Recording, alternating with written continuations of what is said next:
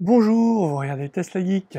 Pour recharger sa voiture électrique sur une borne publique ou chez soi sur une borne domestique qui n'aurait pas de câble attaché, il faut utiliser un câble de recharge.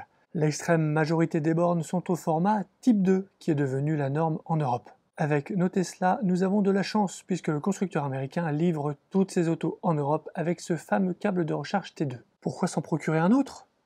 Tout le monde ne roule pas en Tesla et certains constructeurs n'en fournissent pas avec leur véhicule. On peut être amené à le perdre ou à se le faire voler. Bon, soyons honnêtes, ce doit être assez rare quand même. On peut acheter un véhicule électrique d'occasion et l'ancien propriétaire a pu vouloir garder celui qui était livré avec la voiture. C'est ce qui est arrivé à mon ami Thibaut quand il a acheté sa Model 3 d'occasion. On avait fait une vidéo ensemble. Pourquoi l'ancien propriétaire l'a-t-il gardé ? Probablement pour en avoir deux. Un dans la voiture pour l'utiliser en déplacement et l'autre branché à la maison sur sa borne de recharge domestique, celle-ci n'ayant pas de câble attaché. Et oui, c'est la norme en France. D'ailleurs, pourquoi interdire les bornes avec câble attaché si c'est pour laisser son câble constamment branché sur sa borne? Ce n'est pas le sujet de cette vidéo, mais je suis curieux de lire vos explications en commentaire. Cela nous amène à la question de la vidéo. Monophasé, triphasé, 7 kW, 11 kW, 22 kW, 5 mètres, 7 mètres, 10 mètres, comment bien choisir son câble de recharge? Vu toutes les déclinaisons proposées par Workersbee, que faut-il savoir pour ne pas se tromper?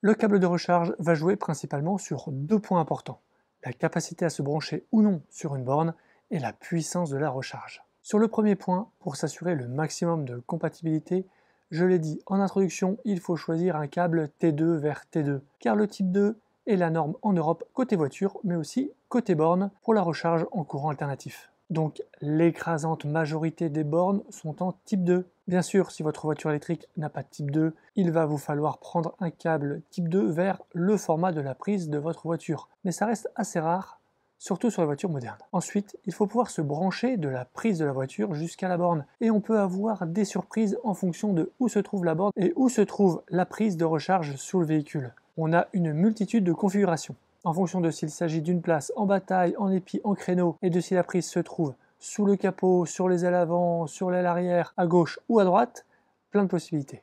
Concernant la longueur, il y a deux écoles.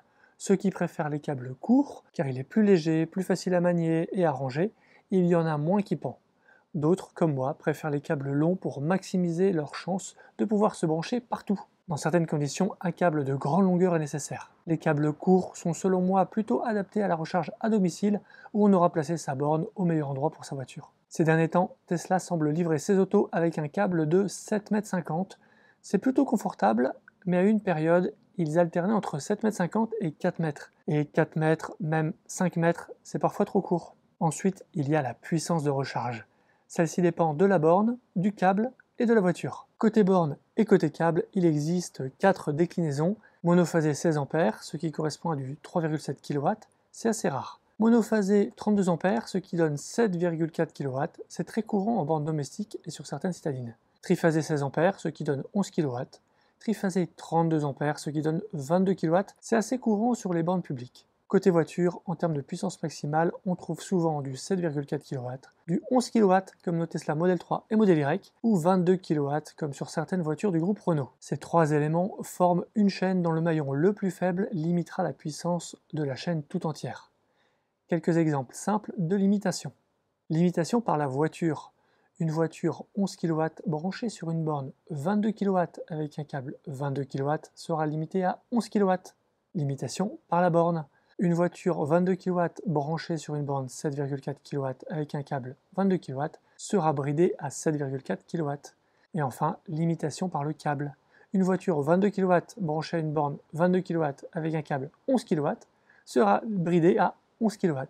Mais ce n'est parfois pas aussi simple. À votre avis, une voiture 11 kW branchée avec un câble 11 kW recharge à combien sur une borne 7,4 kW? La réponse va vous surprendre. Et non, elle ne chargera pas à 7,4 kW, mais seulement à 3,7 kW à cause de son câble. Comment est-ce possible alors que le câble accepte une puissance plus élevée que la borne?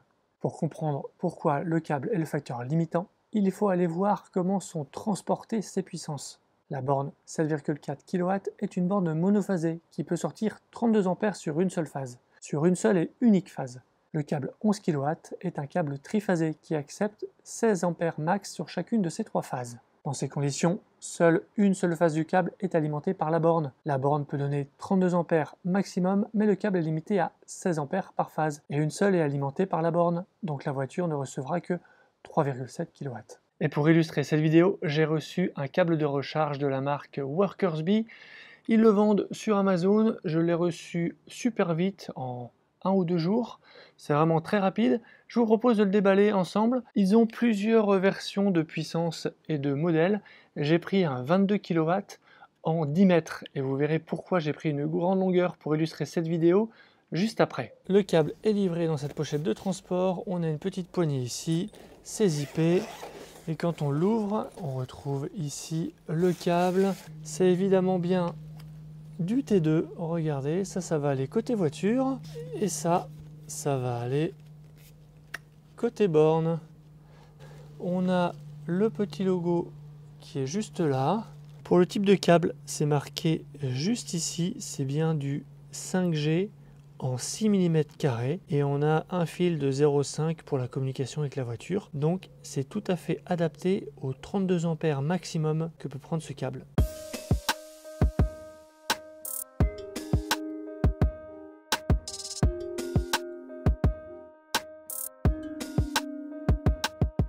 Allez, maintenant qu'on l'a déballé et présenté, place au test. On va aller brancher la voiture avec ce câble sur une borne de recharge et voir si tout fonctionne. Et je vous montrerai pourquoi c'est parfois important de choisir la bonne longueur. Et oui, me voilà à ma borne de recharge préférée, pas très loin de chez moi. Vous la reconnaissez, elle est juste là. Alors malheureusement, aujourd'hui, elle est en panne. Des deux côtés, il y a deux prises, les deux sont en panne. Donc on ne peut pas l'utiliser, on ira donc faire un test du câble ailleurs. Mais ce qui est très intéressant ici, c'est de voir la position de cette borne. Parce que la prise étant là, la borne étant là, on est super bien placé pour pouvoir se brancher. Et même avec un câble court, ça ne va pas poser de problème. Donc quand une Tesla est garée sur la place de devant, il n'y a aucun problème par rapport à la longueur du câble. Mais dès que la Tesla va se mettre ici sur cette place-là, la prise étant là-bas de l'autre côté, il va falloir que le câble fasse tout le tour pour arriver jusque la borne ici. Ça peut être un peu plus compliqué.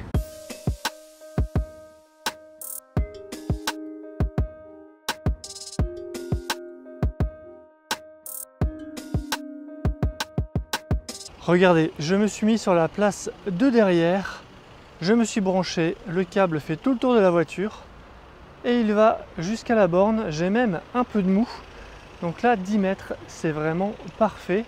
Le câble Tesla qui est livré d'origine, parfois il est de 4 mètres, parfois il est de 7,50 m. Alors quand il est de 4 mètres, évidemment, c'est clairement trop court dans cette configuration-là. Quand il est de 7,50 m, c'est tout pile. Vraiment, il n'y a pas grand-chose de plus. Il suffit que la voiture de devant soit un peu mal garée, qu'elle se gare un peu trop en arrière et que du coup la voiture soit obligée d'être un peu plus reculée et les 7,50 m vont être un petit peu justes. J'ai jamais eu ce problème avec mon 7,50 m livré par Tesla, mais le 10 mètres, ça a l'avantage de convenir à toutes les configurations. C'est un petit peu plus lourd, il faut l'avouer, à manipuler, à ranger, à mettre dans son coffre, mais ça peut répondre à ce besoin-là. Raison pour laquelle j'ai pris le 10 mètres. La borne, elle est rouge, elle ne fonctionne pas. Donc le test, on ne va pas pouvoir le faire ici. Je vais aller ailleurs. Pour tester le câble, je me suis branché ici, sur cette borne T2, borne publique. Ceux qui connaissent un peu la métropole lilloise auront certainement reconnu le parking de Monoprix de Marc-en-Barœul, pas très loin de chez moi. Et donc regardez, je me suis branché. Alors j'ai essayé de passer un badge ici. Badge ChargeMap, badge Shell New Motion, ça ne marche pas. J'ai dû payer ici avec ma carte. Alors en fait, j'ai payé avec ma montre en Apple Pay. Le câble là est branché. Tac, tac, tac. Et là, regardez, c'est branché. Ça charge. On va regarder à l'intérieur de la voiture quelle puissance on a. La Tesla Model 3 charge au maximum à 11 kW, c'est-à-dire en triphasé 16 A.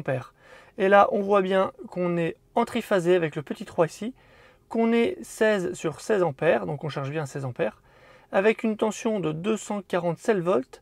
Et quand on fait 247 x 16 x 3, on obtient un peu plus que 11 kW, qui est arrondi à 12 kW pour la voiture. Ça fonctionne donc très bien et ça me permet de valider ce câble de recharge.